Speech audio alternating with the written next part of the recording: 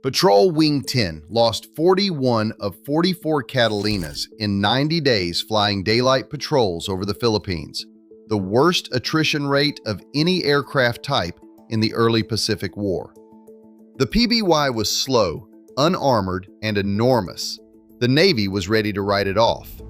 18 months later, a single squadron of the same aircraft, VPB-33, flying at night in matte black paint, destroyed 103,500 tons of Japanese shipping in 1 month.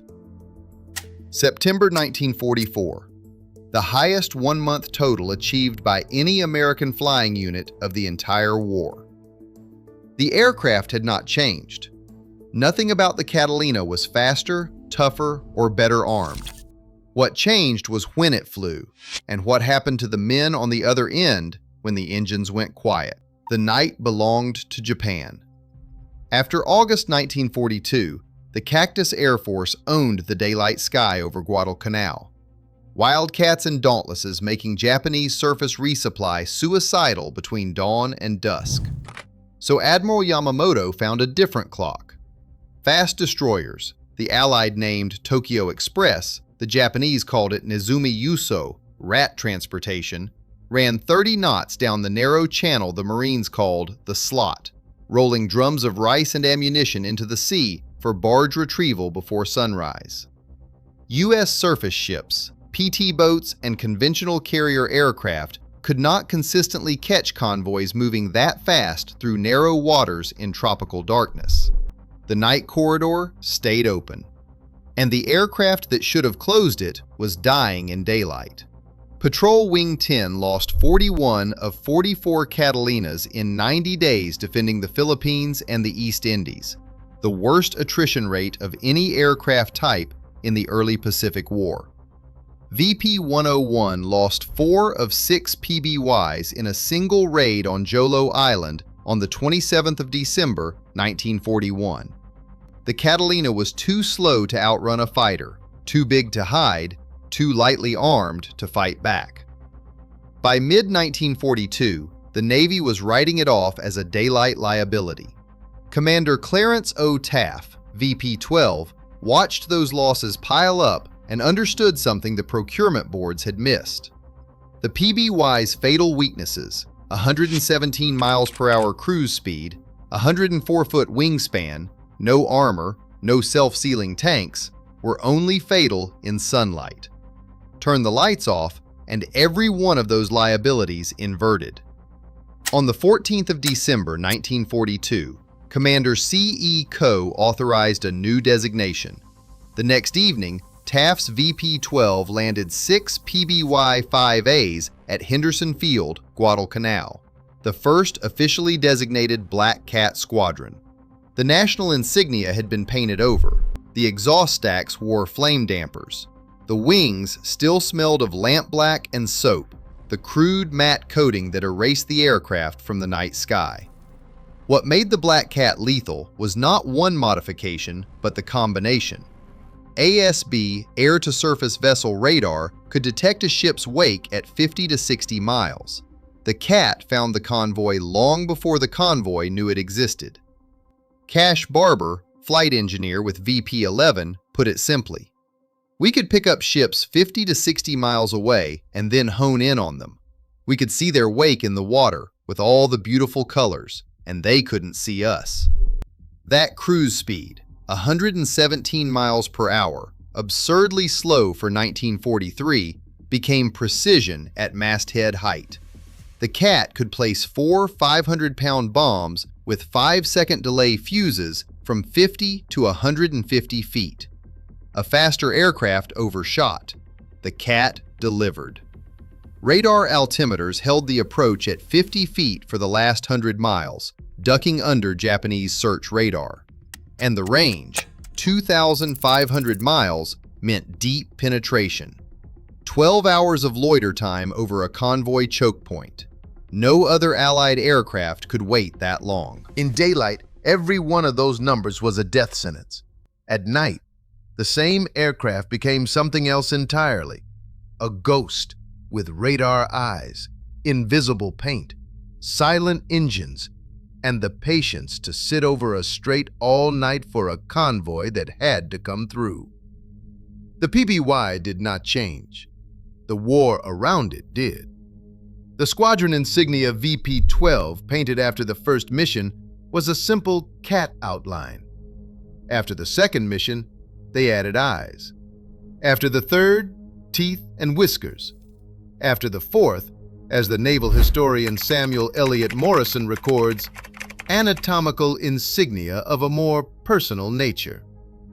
What those next missions looked like earns the anatomy. Taft's 6 PBY-5As launched from Henderson Field around 22:30 each night. They flew standardized search patterns up the slot and through indispensable straight, 3 hours outbound, hunting by radar, returning at daybreak. 236 missions, 1,660 hours, 5 or 6 aircraft. The doctrine crystallized here. Locate by radar, close to visual at masthead height, hold all fire until bombs away, drop a parachute flare with the salvo to blind the gunners, then vanish. The waist gunners held their triggers because the first muzzle flash would kill the darkness that kept them alive. The silence after throttling back to glide. The flare bursting white over a Japanese destroyer's wake. The 5-second delay before the bombs turned the waterline orange. Mission by mission, the insignia grew because the doctrine worked. The tactic evolved. By 1943, the Black Cats became the eyes for a coordinated kill chain. The cat found the convoy by radar, dropped parachute flares, 216,000 candle power, a magnesium candle lighting several miles of ocean. And PT boats, or B-25 strafers, made the kill. That was the Japanese convoy commander's nightmare distilled to its purest form. Fire at the cat overhead and mark the convoy's exact position for the follow-on strike. Stay dark and accept the bombs blind. Both options were losing moves. Japanese sailors knew the sequence. Per veteran accounts recorded by the Warfare History Network, they were in for it when they heard a PBY's engine noises, and then those noises suddenly cut off. The droning engines cutting to silence. Then the magnesium candle igniting overhead, turning night into noon. VP-54 at Guadalcanal pushed the concept further. Field-fitting twin-fixed 20mm cannon in the nose for barge strafing runs after the flares went down. The defining moment came on the 15th of February 1944 over Cavieng Harbor, New Ireland. Lieutenant Junior Grade Nathan Green Gordon, VP-34, was on Dumbo, rescue station, supporting a 5th Air Force A-20 and B-25 strike, when aircraft started going into the water. Gordon made 4 open sea landings in 16 to 18-foot swells under direct fire from Japanese shore guns. One landing put his Catalina 600 yards from the beach. He flew out 15 rescued aircrew in an overloaded flying boat that should not have been able to take off. Every member of his 8-man crew received the Silver Star. Gordon received the Medal of Honor, the only one ever earned in a PBY. The tactical logic was hiding in the physics. The PBY's slow speed, its greatest daylight liability, was exactly why Gordon could land in heavy swells where a faster aircraft would have broken apart on impact. The same quality that made the Catalina a sitting duck made it the only aircraft in the theater that could stop on open water and bring men home. The Japanese adapted. Night fighter cover appeared over convoys, J-1N1 Irvings, and twin-engine types flying out of Rabaul and Buin. Patrol boat ambush stations were planted near harbor mouths, and they changed their tanker routes, pushing shipping from shallow inshore waters into open sea, directly into the kill zones where American submarines were waiting. The countermeasures confirmed the damage. As one operational assessment noted, the adaptations made it clear the Black Cats hurt the Japanese badly enough to force a strategic response. The route changes were a self-inflicted wound. The Cats pushed Japanese shipping onto submarine torpedoes. Now, the title of this video. The claim that Japanese convoys were ordered never to fire at the Black Cats is a widely repeated tactical inference, and it matches how the crews understood their own dominance. But no captured Japanese order, no post-war interrogation from the U.S. Strategic Bombing Survey, no primary document has been located confirming it as an issued standing order. Multiple decoration citations describe the opposite. Captain Anderson's Legion of Merit cites intense hostile anti-aircraft fire, and Lieutenant James Merritt's Navy Cross attack on the 26th of September 1944 was made through heavy concentrations of anti-aircraft fire from armed escort ships. The dilemma was real. The standing order was not. Or, if it existed, it is not surfaced in any accessible archive. The truth is more interesting than the legend. Fire or don't fire. Either way, the Black Cats had already won the geometry. The cost was real. 12-hour missions over featureless night ocean. Navigation by celestial fix and dead reckoning on an E-6B whiz wheel. Solomon's weather violent enough to strip the matte black paint from the wings. VP-54 lost 4 Catalinas in a single night to Japanese bomber attack at Canton Island before they reached the combat zone. Early PBY-5s carried no crew armor and no self-sealing tanks. The men who flew the Whale knew what it could not do. The low and slow radar maritime patrol doctrine the Black Cats pioneered fed directly into the P-2 Neptune and the P-3 Orion, the lineage that still defines anti-submarine warfare.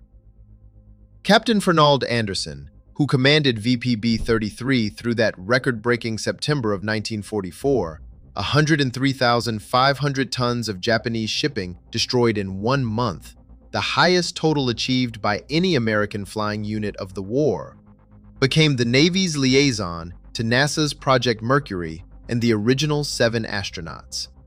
The man who hunted convoys at 50 feet ended up helping put Americans in orbit.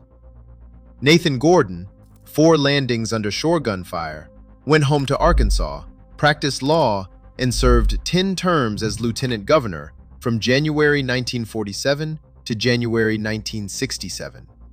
And Cash Barber, VP-11 flight engineer, among the last living Black Cat veterans, a centenarian still volunteering 1 day a week at the National Naval Aviation Museum in Pensacola past his 100th birthday, remembered the aircraft the way the men who flew it always did.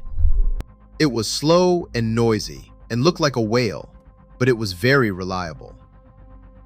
3 matte black Catalinas at 20 feet over dark water, 900 miles from home, the slowest aircraft in the Navy.